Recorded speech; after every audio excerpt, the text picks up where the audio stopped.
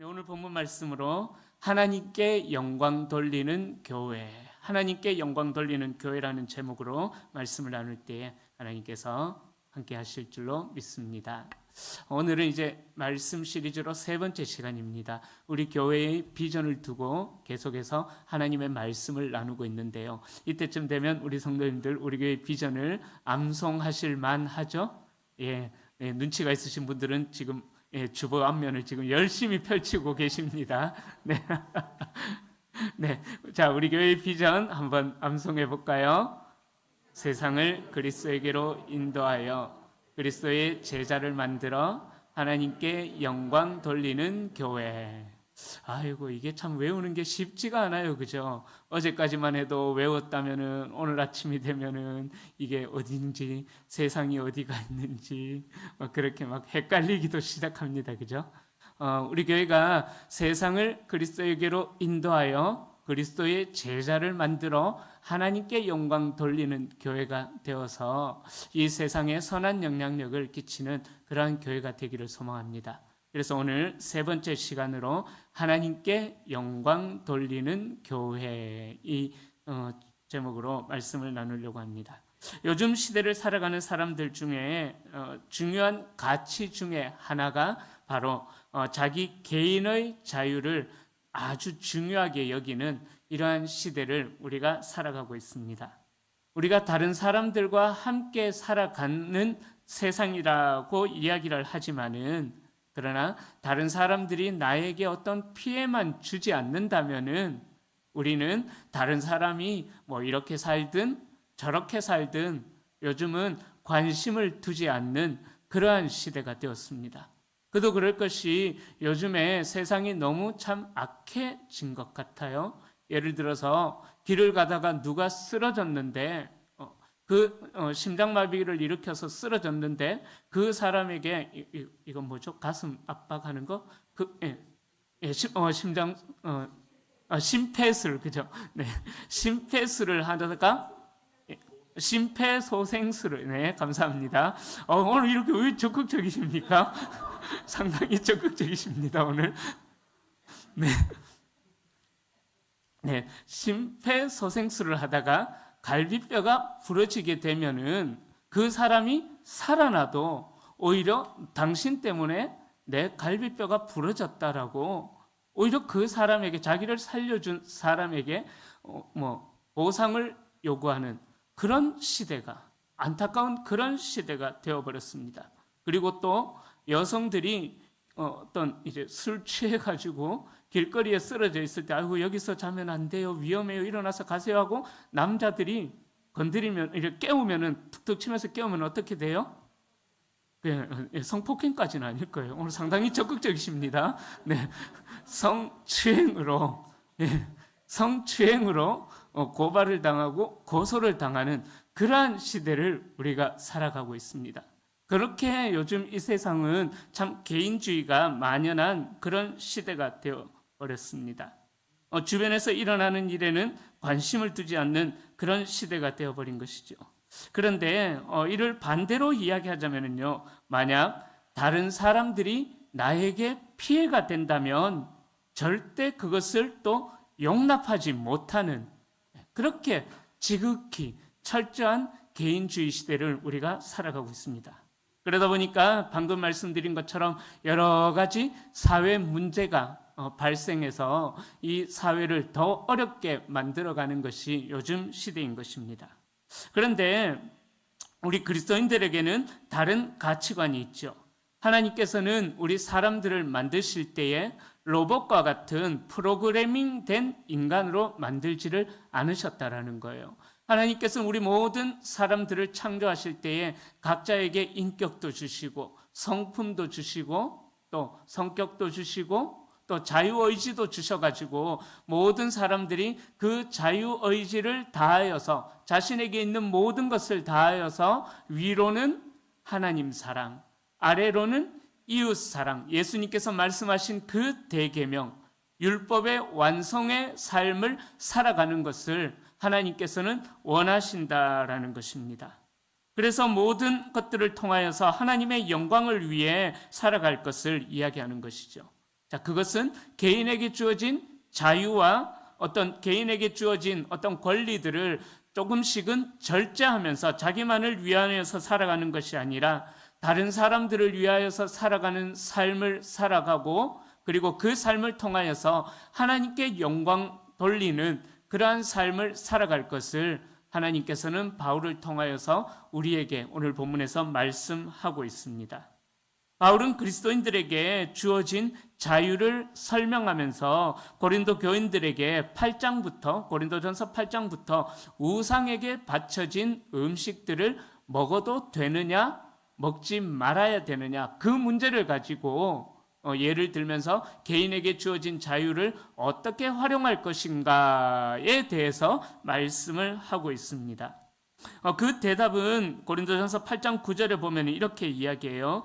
그런즉 너희의 자유가 믿음이 약한 자들에게 걸려 넘어지게 하는 것이 되지 않도록 하라. 그렇게 우상에게 바쳐진 재물을 먹어도 되느냐 마느냐에 대한 대답을 제시하고 있습니다. 자, 그래서 바울은 그 8장 9절 말씀을 통하여서 믿음이 약한 자들을 믿음이 강한 자들이 돌아보는 삶을 살아야 된다라는 것을 이야기하는 것이죠.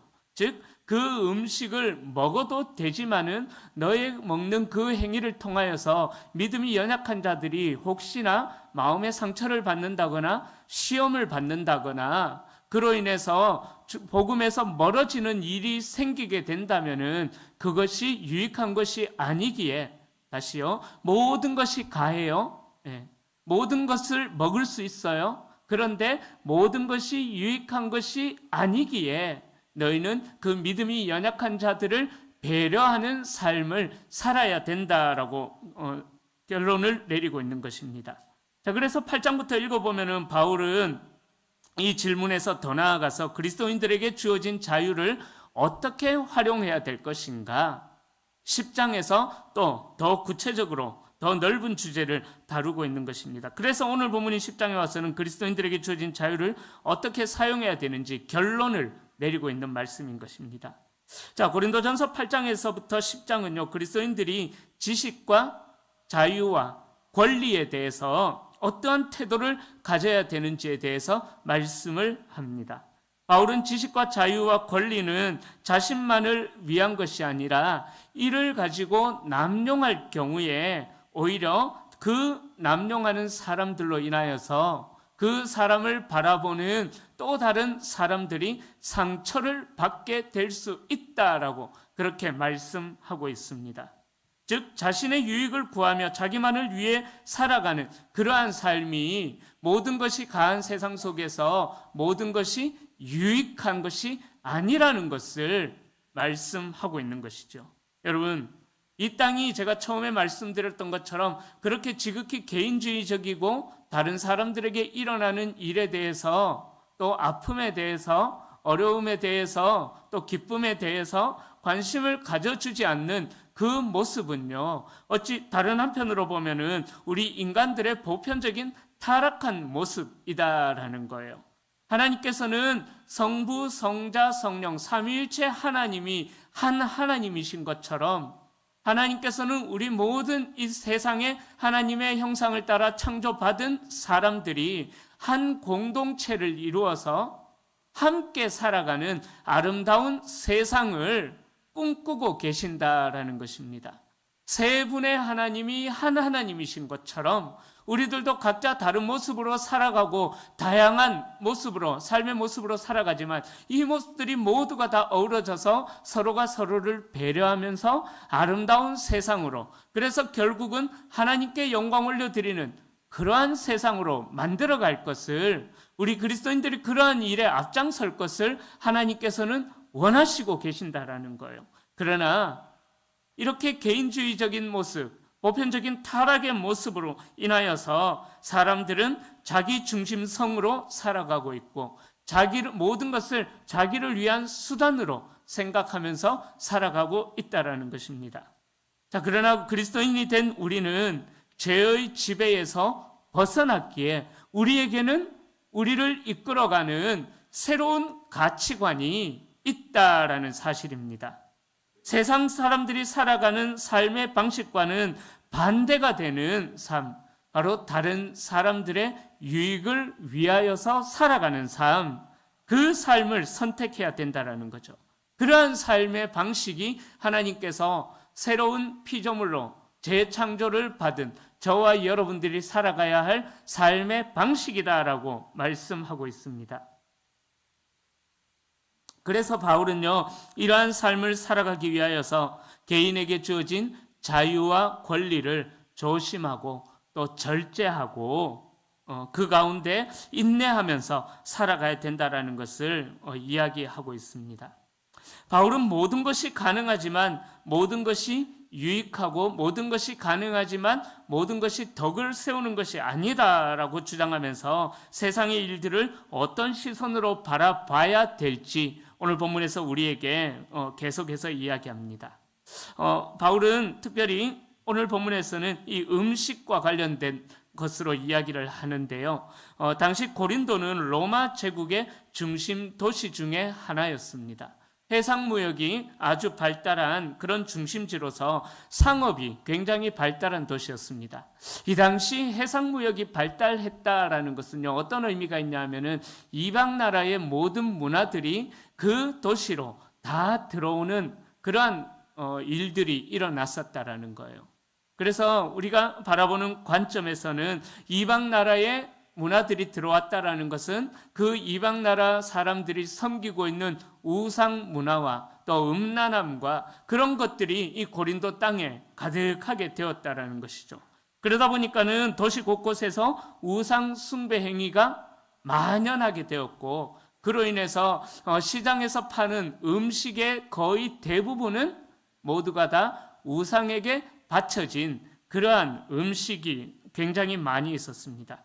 그러다 보니까 이 우상에게 바쳐진 재물을 구입해서 먹거나 또 불신자들이 초대해서 그 우상에게 바쳐진 음식을 나눠 먹는 그 문제 때문에 고린도 교회가 굉장히 시끄러운 일들이, 심각한 문제가 생겼던 것입니다.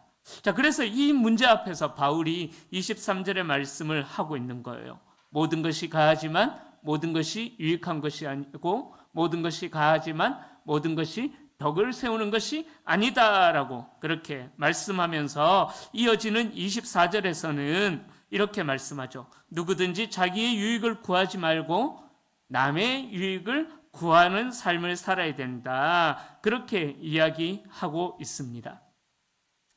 제가 우리 교회에서는 아직 그런 모습을 본 적이 없는데, 이전에 사역했던 교회에서는 이런 모습을 본 적이 있어요. 본당이 2,000석이 되니까 굉장히 크죠. 자리도, 빈자리도 넉넉하게 있습니다. 그런데 이 모습은 우리 교회도 동일한 것 같아요. 늘 내가 앉는 그 자리에만 앉아 있는 것, 그죠? 예. 지난주 수요일 날 기적이 일어났습니다. 53년 만에 우리 장로님들이 이쪽 자리에서 이 가운데 자리로 옮겨서 앉아주시는 그런 기적도 일어났었는데, 근데 보통 우리 성도님들 교회 오시면은 내가 앉는 그 자리가 평생 거기에 앉아있는 자리일 확률이 많으시죠? 그런데 지난 교회에서 어떤 일이 있었냐면, 새 가족이 왔어요. 새 가족이 오셨는데 그 빈자리가 많이 있길래 그 자리에 앉았어요. 그런데 어떤 한 권사님이 오셔가지고 쉽게 말하면 이렇게 이야기하는 거예요. 니 누군데 여 앉아있냐면서. 여긴 내 자리라고. 비키라고. 그 새 가족이 어떻게 됐을까요? 상처받고 안 나왔었어요. 그래서 새 가족 등록도 안 하고 그냥 떠나가 버렸던 그런 안타까운 일도 있었습니다. 여러분, 그 자리가 금이 나오는 것도 아니고, 그죠? 특별한 자리도 아니에요, 그죠? 바울이 쉽게 말하자면 이런 것들, 우리의 일상생활에서 일어나는 자기의 자기만을 추구하는 그런 것들을 이야기하고 있다라는 것입니다.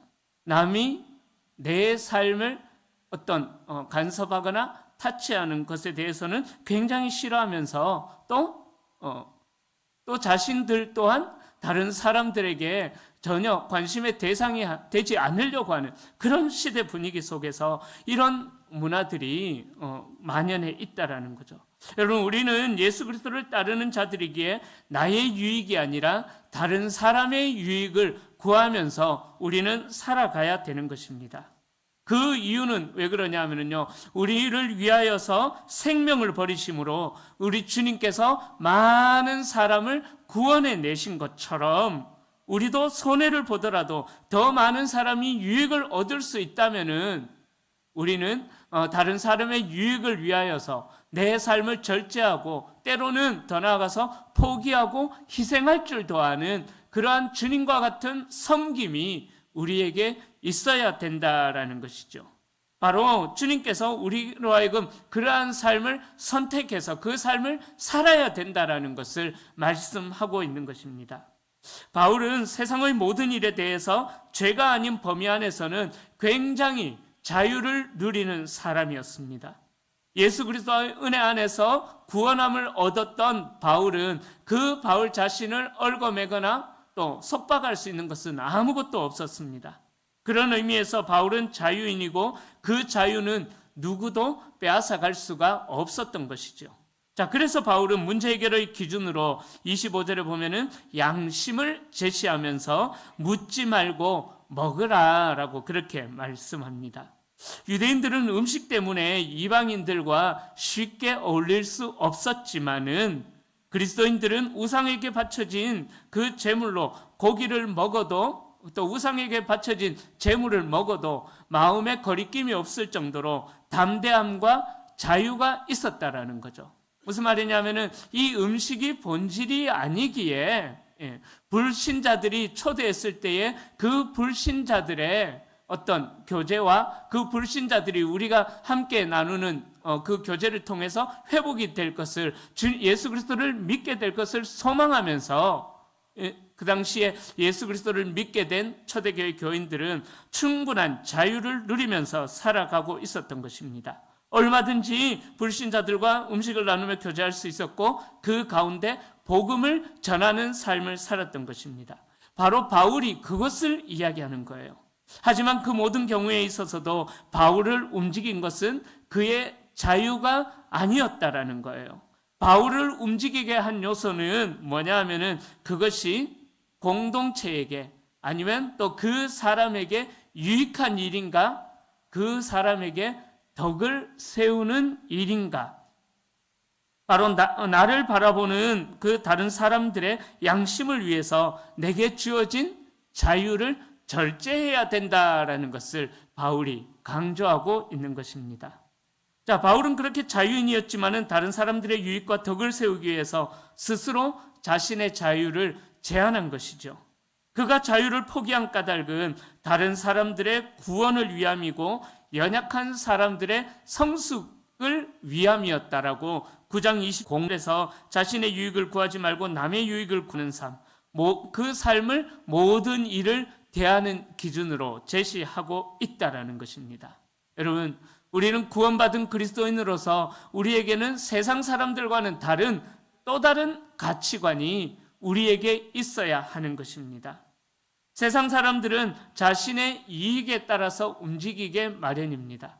자신에게 이익이 된다면은 다른 사람을 짓밟고서라도 넘어진 사람을 다시 일어나지 못하도록 완전히 짓밟으면서 다른 사람을 자신의 성공을 위한 도구로 삼으면서 살아가고 있습니다.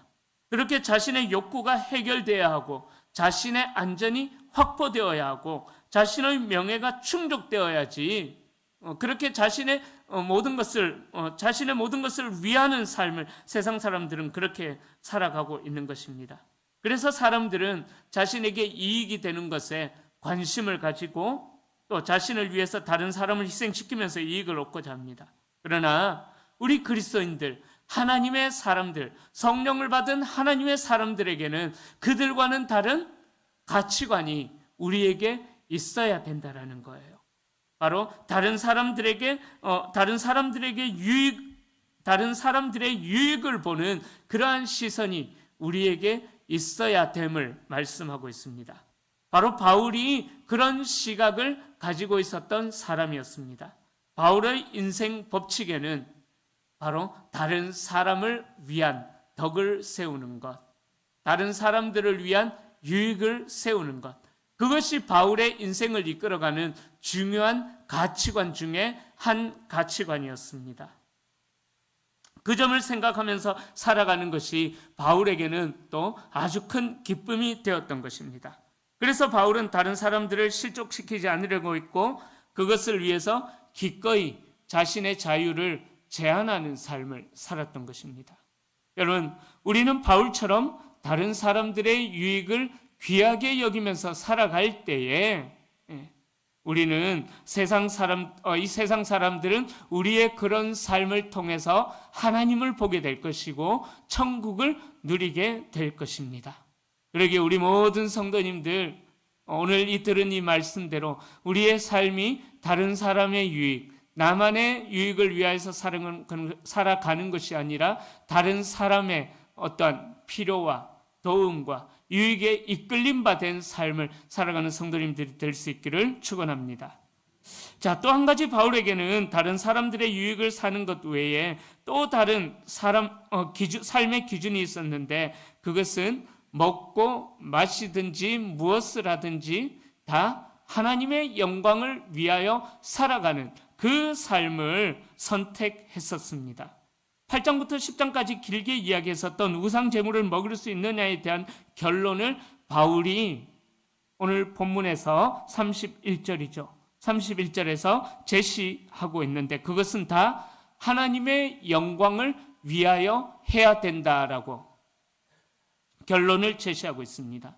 바울은 자신의 모든 삶이 복음 전파, 그것에 자신의 모든 에너지를 집중하고 투자하며 살았던 사람이었습니다.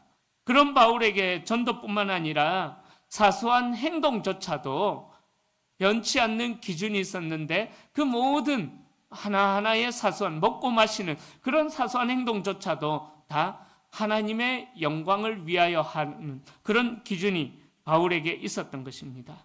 여러분, 우리 그리스도인들의 가장 중요한 삶의 원리가 바로 이것입니다. 우리가 이 말씀 너무나 잘 암송하고 있죠. 먹든지 마시든지 무엇을 하든지 다 하나님의 영광을 위하여 하라.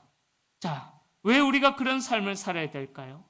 우리는 우리를 위해서 존재하는 자들이 아니라는 거예요. 우리가 존재하는 이유는 서요리 문답 1문에 나오는 것처럼, 지난주에 말씀드렸죠. 서요리 문답 1문에 나오는 말씀처럼, 그 1문처럼 우리의 존재 이유는 하나님을 영화롭게 하고 하나님을 기뻐하며 그를 영원토록 즐거워하는 것, 이것이 우리의 존재 목적이라는 것입니다. 그러기에 바울은 먹고 마시는 것조차도 하나님의 영광을 위하여서 해야 된다라고 명령하고 있는 것이죠. 바울은 우상 제물을 먹는 문제의 결론을 하나님의 영광을 위하여 먹든지 마시든지 무엇을 하든지 하나님의 영광을 위하여 해야 된다라고 결론을 내렸습니다. 어떤 일들을 하든지 간에 그것이 하나님께 영광이 된다면은 어떤 일이든지 다 괜찮다라고 그렇게 이야기하고 있는 것입니다. 그런데 우리는 흔히 이분법적인 사고방식으로 이 세상의 일들을 구분합니다. 세속적인 일과 성스러운 일, 우리의 생각을 그렇게 나누기도 합니다.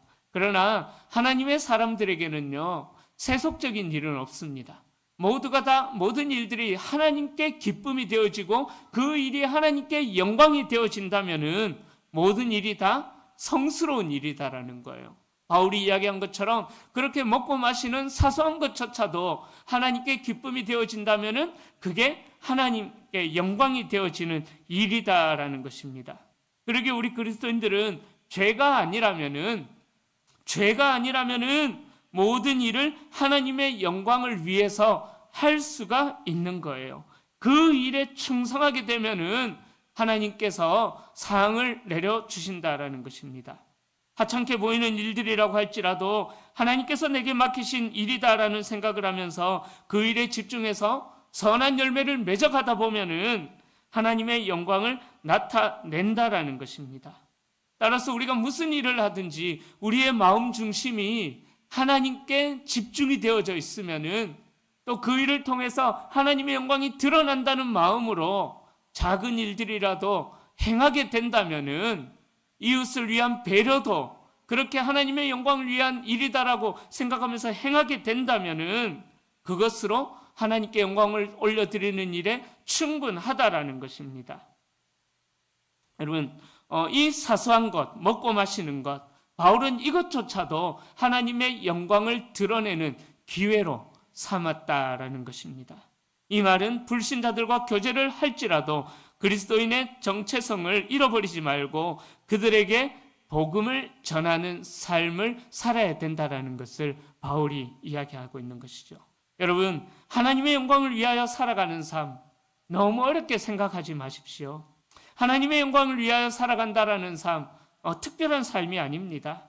앞에서 말한 것처럼 자신의 유익을 구하지 않으면서, 다시 말씀드립니다. 하나님의 영광을 위하여서 살아가는 삶은요, 앞에서 말씀드렸던 것처럼 자신의 유익을 구하지 않으면서 다른 사람들의 유익을 구하면서 하나님의 사랑의 법을 따라 위로는 하나님 사랑, 아래로는 이웃 사랑하는 것, 이러한 삶이 바로 하나님의 영광을 위하여 살아가는 삶이 된다라는 것입니다. 그러는 성도님들, 우리가 그렇게 하나님의 영광을 위하여서 살아갈 수 있는 충분한 기회, 여러 기회가 우리의 삶 가운데 놓여져 있습니다. 여러분, 우리가 바울과 다른 점은 하나님의 영광을 위하여 살아갈 수 있는 삶의 기회가 충분하게 펼쳐져 있는데도 불구하고 우리는 그것을 알지 못하고 나를 위해서만 살아가고 있다라는 거예요. 여러분, 하나님의 일은요 결코 멀리 있지 않습니다. 바로 우리 옆에 있는 이 이웃들을 돌아보는 것, 또 하나님도 우리 옆에 함께 계시기에 하나님 손을 붙잡고 그 하나님을 섬기는 마음, 하나님을 사랑하는 마음으로 우리 옆에 있는 이 이웃들을 주의 사랑으로 섬기고 보살피고 돌보는 것, 또 이 모든 일들을 통해서 하나님이 영광을 받으실 수 있다라는 거예요. 바로 우리 주님께서 그러한 삶을 살아가셨습니다. 우리 주님 주변에 보면은 주로 어떤 자들이 있었습니까?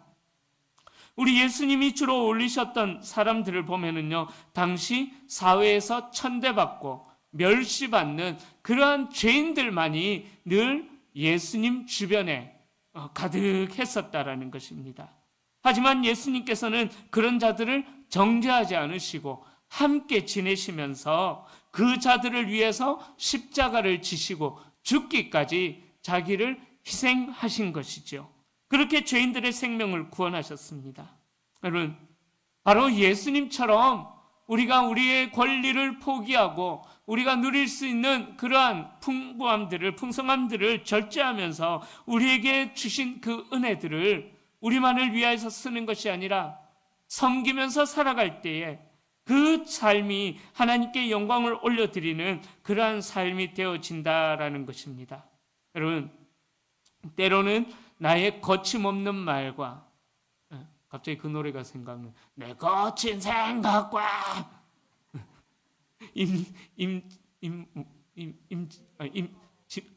재범, 우리 임진범은 우리 집사님이시죠. 예, 임재범 씨가 부른 그 노래가 생각이 나는데요.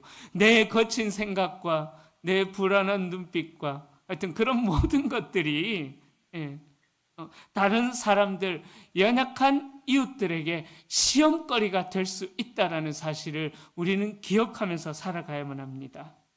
그러기에 우리는 다른 사람의 마음과 생각을 충분히 고려하면서 살아야만 합니다. 우리 자신만을 위해서만 살아서는 안 된다라는 것입니다.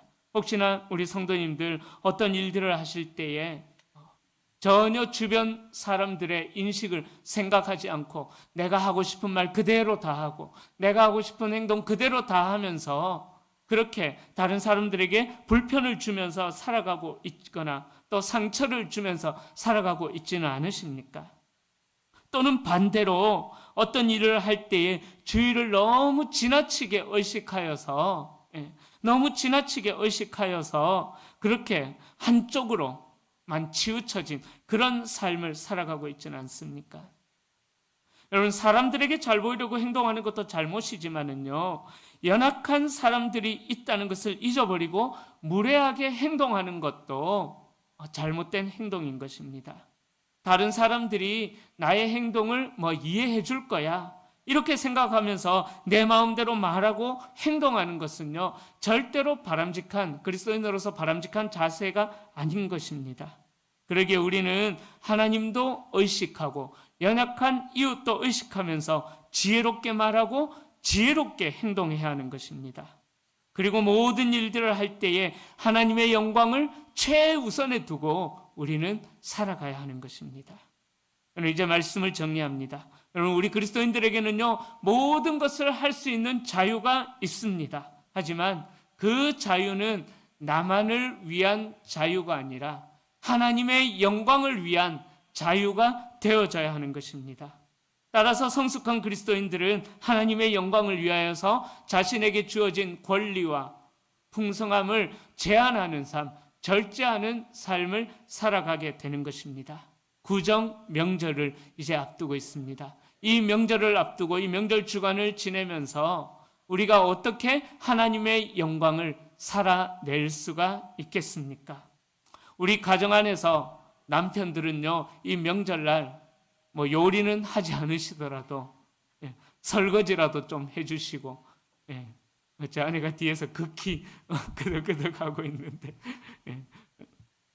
우리 경상도 남자들이 그런 게 있죠, 그죠? 남자들이 출입하지 말아야 할 곳, 첫째 주방, 두 번째 부엌, 세 번째 정지, 이런 의식들이 있지 않습니까, 그죠? 그렇게 하지 마시고, 우리 아내들이 상처받지 않도록 이번 명절에 우리 남자분들 설거지도 좀 해주시고, 또 설거지 한다고 아내분들 그거 하나 하는데 몇 시간이 걸리냐고 또 그렇게 핀잔 주지도 마시고요. 그렇게 우리가 서로 또 섬기면서 서로 배려하면서 이번 명절이 가정 안에서 하나님의 영광을 누리는 그러한 은혜가 있기를 축복합니다. 그리고 더 나아가서 우리 가정 안에서만, 우리 가문 안에서만 그 하나님의 영광을 누리는 것이 아니라 한 번쯤은 내가 돌봐야 될 이웃들, 내가 섬겨야 될 이웃들은 누가 있는가? 그 이웃들을 찾아다니면서 또 선물도 한 번씩 좀 나눠주시고요. 그렇게 하면서 좀 잘 섬겨가면서 하나님의 영광을 드러낼 수 있으면 좋겠습니다. 저도 작년에 이제 아파트라는 곳에 처음 살아보면서 이 명절이 되면은 이웃들을 좀 섬기는 삶을 살려고 애를 씁니다. 그래서 어떻게 하냐면은 경비원 아저씨들 그리고 청소하시는 아주머니들에게 조그만하지만은 선물을 준비해서 전달하면서 그렇게 섬기고 있거든요. 어렵지 않죠. 그렇게 하는 것이 바로 하나님의 영광을 위하여서 살아가는 그러한 아주 쉬운 삶이다라는 것입니다. 그러기에 예수님처럼 낮아지고 희생함으로써 하나님의 사랑을 삶 속에서 드러내고 하나님이 기뻐 받으실 만한 향기로운 제물의 삶을 살아드리면서 하나님의 영광을 위하여 하나님께 영광 돌리는 삶을 살아가는 우리 모든 성도님들이 다 되시기를 예수님의 이름으로 간절히 축원합니다.